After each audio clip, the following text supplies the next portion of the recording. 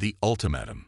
Grand Admiral Helena Chen stood at the viewport of Earth's orbital command station, her weathered hands clasped behind her back as she watched the massive Nexeri warships emerge from hyperspace. They materialized like obsidian monoliths against the starfield, each vessel larger than anything humanity had ever constructed. The lead ship alone was the size of Manhattan, its hull decorated with pulsing purple energy conduits that looked like bioluminescent veins. "How many?" she asked, voice steady despite the gravity of the situation. Colonel Sarah Wright, her tactical officer, consulted the holographic display. "Over 3,000 capital ships, Admiral. Their energy signatures are unprecedented. One vessel could likely defeat our entire Sol defense fleet." The Nexeri had appeared 3 days ago at the edge of human space, their message simple and direct. Submit to absorption into their empire or face extinction. They'd given Earth's United Council exactly 1 week to decide. In the emergency council chamber below the orbital station, representatives from Earth's combined nations sat in tense discussion. The Nexeri's technological superiority was absolute. Their ships could traverse galaxies in days, their weapons could redesign matter at the quantum level, and their energy shields seemed to defy physics itself. "They're hailing us," Colonel Wright announced, her fingers dancing across the holographic interface. The massive view screen flickered to life, revealing High Commander Vexthor of the Nexeri Empire. The alien's crystalline exoskeleton refracted light in hypnotic patterns, its 4 eyes glowing with cold intelligence. When it spoke, the translation matrix rendered its words in perfect English, though the underlying tone of contempt needed no translation. "Your time grows short, humans," Vexthor stated. "We have absorbed 1,412 species into our collective. Each now serves their proper function within our empire. Your resistance is—" It paused, mandibles clicking in what might have been amusement, mathematically impossible. Admiral Chen turned to face the screen, her expression neutral. "We understand the mathematical odds, High Commander. But I don't believe you understand humanity. Your species' primitive grasp of physics, philosophy, and social organization has been thoroughly analyzed." Vexthor responded. "Your addition to our empire will be unremarkable, though your biological adaptability shows promise for our labor programs." Behind Chen, Dr. James Martinez, Earth's leading quantum physicist, quietly entered the command center. He caught the Admiral's eye and gave an almost imperceptible nod. Chen felt her pulse quicken, but kept her face impassive. "Tell me, High Commander," Chen said, walking closer to the screen. "In all your conquests, how many species chose to burn their own worlds rather than submit?" Vexthor's crystalline features shifted slightly. "Such action would be irrational. No species has ever—" "Exactly," Chen interrupted. "Your empire has never encountered humanity before. That's why your mathematics are flawed. You fail to account for an essential variable, human spite."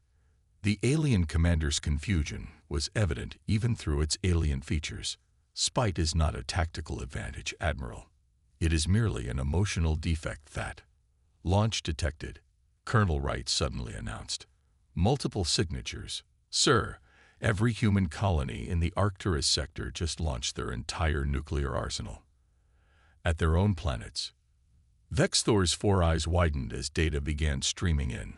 "What is the meaning of—" "Proxima Centauri colony has begun systematic self-destruction," Wright continued, her voice professional despite the apparent catastrophe she was reporting. "New Mars has initiated core destabilization. The Luna base is— Sir, they're detonating their antimatter storage facilities." On screens across the command center, human settlements began to destroy themselves in carefully choreographed sequences. Massive explosions bloomed across planets, manufacturing centers dissolved into quantum fire, and terraformed worlds began to tear themselves apart. "This is madness," Vexthor declared, its crystalline form literally vibrating with agitation. "You destroy your own achievements, your own people." Admiral Chen allowed herself a small smile. "High Commander, Let me explain something about humans. We're not just willing to die rather than submit. We're willing to burn everything to ash just to spite you. But here's what you should really be asking yourself. She paused, noting the exact moment when the first quantum sensors on the Nexari ships detected the impossible energy signatures beginning to emerge from the apparent destruction. If we're willing to destroy everything we've built, Chen continued, imagine what we've been building in secret, preparing for exactly this moment. The first temporal displacement wave hit the Nexari fleet just as Vexthor began to understand. By then, it was already too late. Colonel Wright, Chen ordered, watching the confusion spread through the alien armada. Initiate Operation Lazarus. Let's show our friends what humanity has been hiding. As the carefully planned chaos unfolded, Dr. Martinez stepped forward, his tablet displaying streams of quantum data that would have been impossible according to known physics. Admiral, he said quietly, the Phantom Network is online. All ghost protocols are active. Chen nodded, her eyes fixed on the increasingly agitated Nexari commander. High Commander, you made a crucial error in your calculations. You assumed we would either fight or submit. You never considered that we might do both, and neither. At the same time, the screen went dark as the Nexari fleet scrambled to respond to an attack they couldn't understand, using weapons they couldn't see, wielded by a humanity that had just apparently committed species-wide suicide. The real war was about to begin. Operation Blackout. Through the quantum-shielded windows of Bunker Zero, Dr. James Martinez watched holographic displays track the systematic destruction of human civilization. Each explosion, each planetary collapse, was precisely calculated, a masterpiece of scientific deception decades in the making. Phantom network saturation at 87% and climbing, announced Dr. Maya Patel, her fingers dancing across multiple holographic interfaces. The young quantum engineer had helped design the impossible technology they were now deploying. The Nexari are still trying to understand how we're generating temporal displacement waves using apparent destruction events. Martinez allowed himself a small smile. Of course they were confused. They were witnessing the impossible. What looked like humanity's mass suicide was actually the largest quantum sleight of hand ever attempted. Status of the ghost ships, he asked, eyes fixed on the cascading data streams. The first wave is emerging now, Maya responded. The Nexari sensors are registering them as quantum echoes from the destruction events. They still haven't realized they're looking at actual vessels. On the primary display, dozens of sleek ships began to materialize from what appeared to be the wreckage of destroyed human colonies. The vessels were unlike anything humanity had publicly revealed. Their hulls rippled with patterns that seemed to exist in multiple dimensions simultaneously. Admiral Chen's voice came through the quantum-encrypted comm system. Dr. Martinez, the Nexari are preparing to launch their first major offensive. Are the Phantom corridors ready? Almost there, he responded, checking the quantum metrics. Their weapons are based on manipulating conventional space-time. They're about to learn that's not the only game in town. The Nexari fleet was indeed moving into attack formation. Their massive ships arranged themselves in geometric patterns that would have been beautiful if they weren't designed for planetary annihilation. High Commander Vexthor's voice boomed across all frequencies, its translation matrix struggling to contain its rage. Your madness ends now. You have forced our hand. Your species will be terminated rather than absorbed. Begin thee. The command was cut short as the first Phantom corridor opened directly through the center of the Nexari formation. To the alien sensors, it would have appeared as if space itself had developed a nervous system, with quantum pathways firing like synapses through their carefully arranged fleet. Full Phantom network activation in 3, 2, 1, Maya announced. The effect was immediate and devastating. The Nexari's advanced shields, designed to handle any conventional attack, were useless against weapons that technically didn't exist in normal spacetime. Their ships began reporting critical failures as phantom energy coursed through their systems. They're attempting to retreat, Maya reported, though her tone suggested this wasn't unexpected. Their faster-than-light drives are spooling up. Martinez nodded. Just as we predicted. Colonel Wright, are the quantum mines in position? Affirmative. Wright's voice came through crisp and clear. Minefield is masked by the temporal interference from the colony destruction events. They'll jump right into it. The Nexeri fleet, for the first time in their empire's history, was in full retreat. Their massive ships turned ponderously, preparing to flee from what they must have thought was some form of mass technological suicide attack. The first ship that attempted to jump to faster-than-light speed simply ceased to exist. The quantum mines didn't destroy them in any conventional sense. They simply rewrote the probability of the ship's existence in that particular region of space-time. By the Eternal Empire, Vexthor's voice crackled across the comm again. What manner of physics is this? The kind we kept hidden. Martins responded, opening a channel.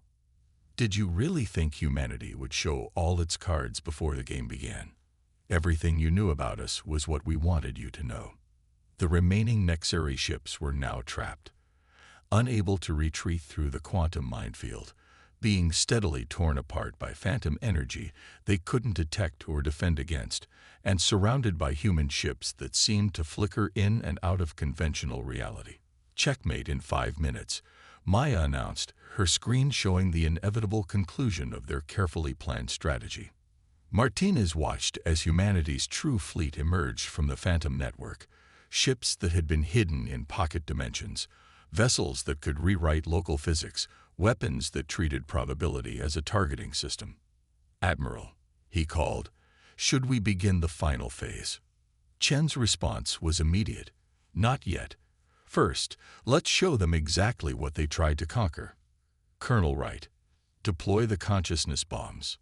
The devices that materialized around the Nexeri fleet looked like small satellites, but as they activated, each one began broadcasting directly into the quantum crystalline minds of the Nexeri crews. They weren't weapons in any traditional sense. They were teaching tools, compressed packages of human history, art, literature, and most importantly, human defiance. In a matter of moments, every Nexari within range would understand exactly why their empire's mathematics had failed.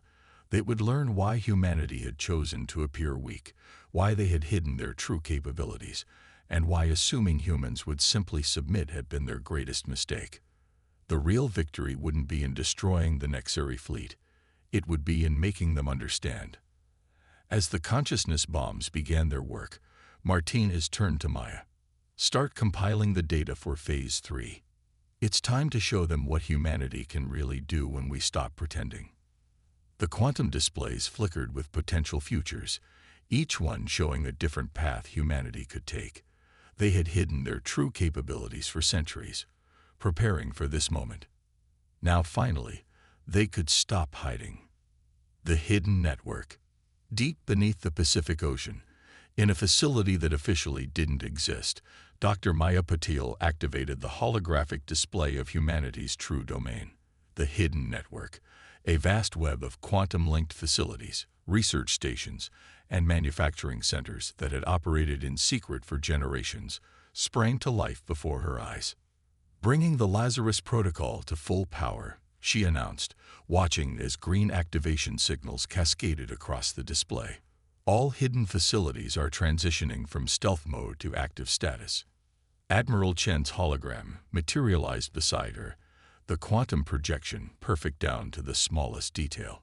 Status of the Nexeri fleet. Still processing the consciousness bombs, Maya reported. Their crystalline neural networks are adapting faster than expected. 87% of their crew members are experiencing the full historical download. On the main screen, the Nexeri ships hung motionless in space, their crews overwhelmed by the sudden influx of human knowledge, history, and emotion. The consciousness bombs weren't weapons of destruction. They were weapons of understanding. They're beginning to comprehend.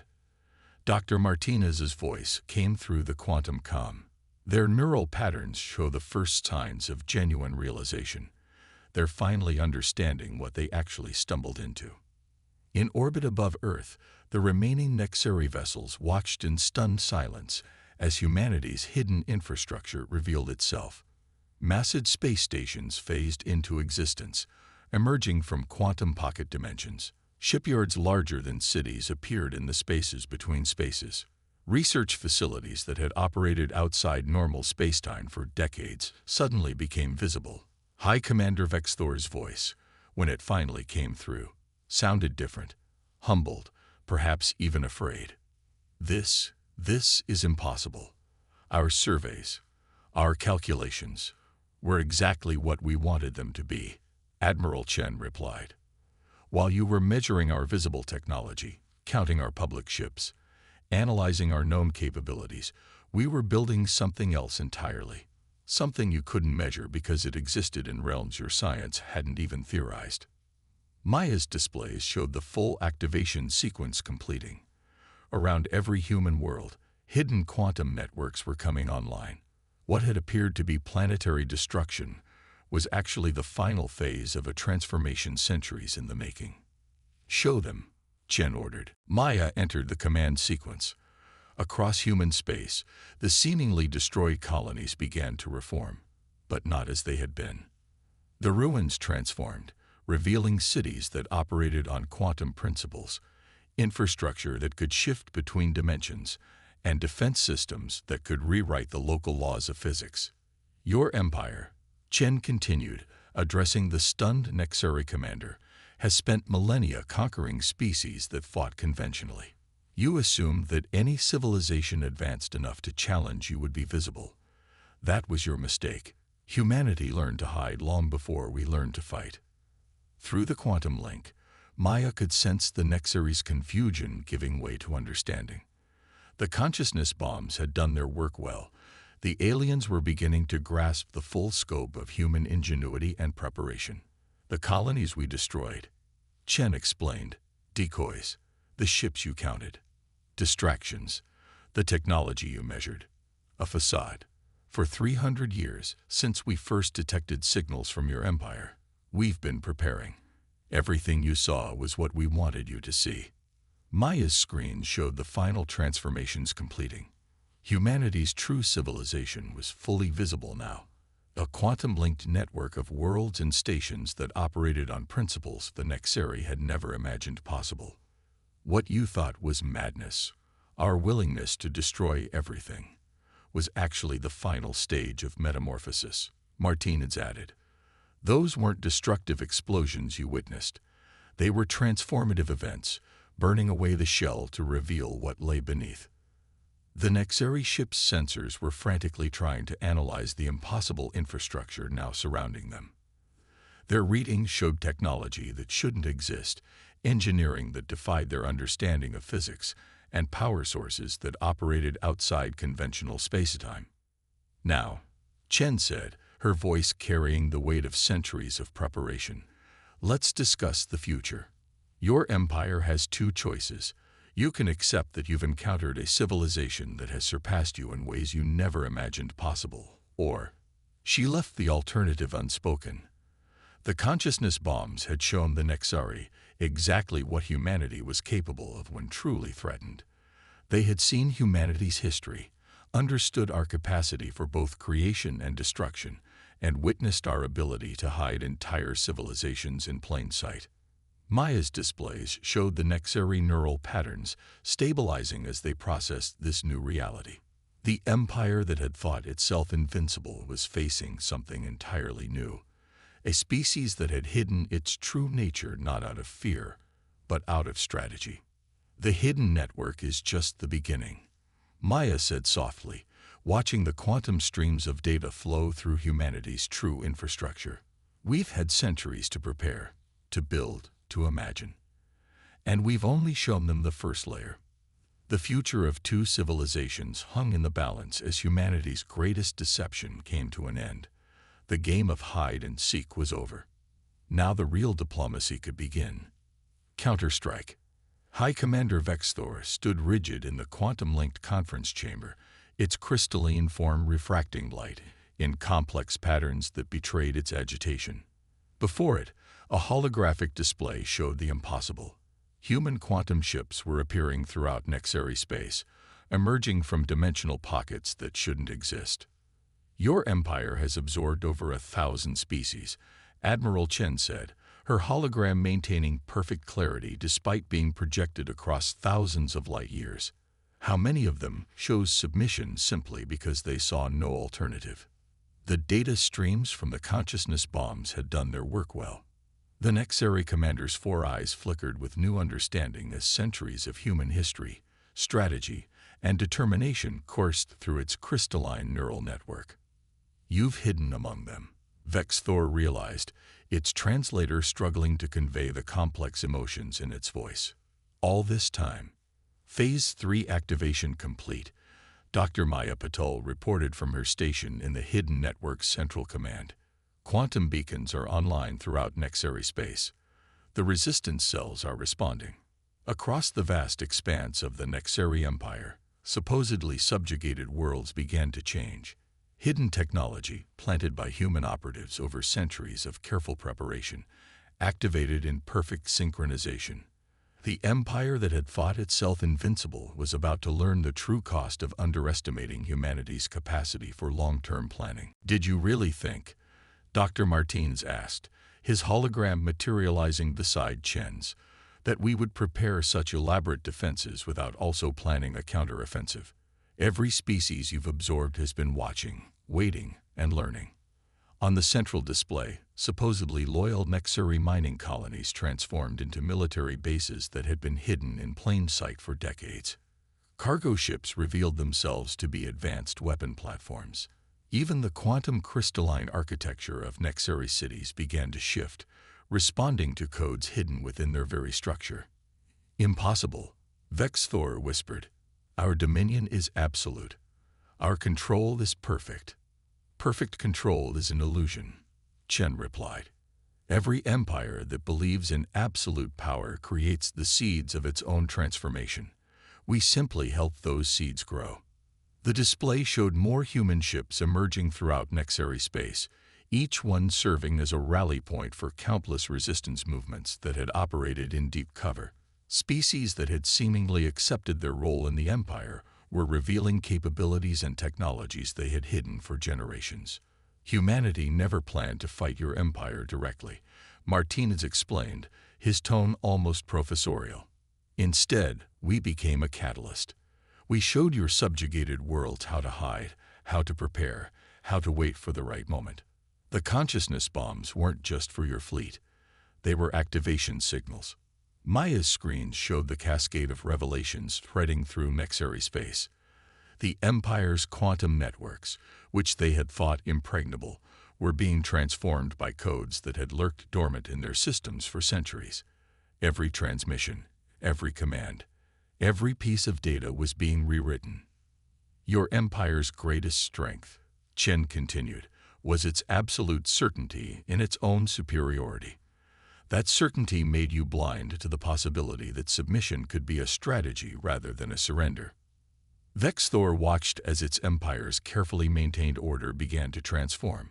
But this wasn't chaos. It was orchestrated change, a carefully planned metamorphosis that had been centuries in the making. The species you thought you had absorbed, Maya added, her hands dancing across quantum interfaces. They weren't just waiting to be freed. They were learning, adapting, evolving. Your empire's technology became their teacher. Your methods became their blueprint. And humanity. We just showed them how to hide until they were ready. The display showed more transformations cascading across Nexari space. Quantum barriers that had maintained imperial control were being repurposed. Communication networks were being rewritten. The very infrastructure of the empire was being turned into something new. You have a choice, Chen said to the stunned commander. Your empire can transform, or it can fall. The species you sought to absorb have surpassed your understanding of what's possible. They're not your subjects anymore. They're your future. Through the quantum link, they could sense the conflict in Vex Thor's crystalline consciousness. The certainty that had guided the empire for millennia was crumbling in the face of a reality they had never imagined possible. The counterstrike isn't just military. Martinez explained softly. It's evolutionary. Your empire taught countless species how to build advanced technology. Humanity simply showed them how to hide it, how to improve it, and how to wait for the right moment to reveal it. Maya's displays showed the final phases of the transformation beginning. The hidden network wasn't just a human creation. It was a template that had been shared, adapted, and improved by countless species across the galaxy. The game wasn't about conquest anymore. It was about transformation. And humanity had just played its masterstroke. Breaking chains. On the crystalline throne world of the Nexeri Empire, reality itself was changing. The quantum architecture of the planet's surface, once a monument to imperial power, now rippled with new possibilities as centuries of hidden preparations came to fruition. High Commander Vexthor stood in the grand chamber of the Imperial Nexus, watching as the consciousness bomb's knowledge continued to transform its people's understanding. Around it, the elite of Nexeri society were experiencing the same revelation. The dawning comprehension that their empire had been outmaneuvered not through force, but through patience and ingenuity.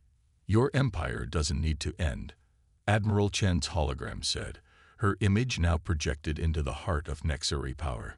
It needs to evolve. Dr. Maya Patel's quantum readings showed the transformation spreading across not just Nexeri space, but through the fundamental structures of their society. The crystalline neural networks that linked their species were awakening to new possibilities, new ways of thinking that had been carefully seeded over centuries. Final phase activation confirmed, Maya reported. The quantum restructuring is stable across all sectors. The hidden network is now fully integrated with the imperial infrastructure. What had appeared to be humanity's desperate counterattack was revealing itself as the final stage of a plan generations in the making. Every species the Nexeri had thought safely absorbed into their empire was now demonstrating capabilities that redefined what the empire thought possible. Your greatest error, Dr. Martinez explained, his hologram materializing beside Chen's, wasn't in underestimating humanity. It was in assuming that technological superiority guaranteed victory. You never considered that submission itself could be a weapon. The display showed the full scope of the transformation. Across Nexeri space, supposedly subjugated species were revealing technologies that had been hidden within the Empire's own systems. The quantum barriers that had maintained imperial control were being repurposed into networks of cooperation and shared advancement. 300 years ago, Chen continued, when humanity first detected your empire's signals, we made a choice. Instead of building weapons, we built connections. Instead of preparing for war, we prepared for transformation.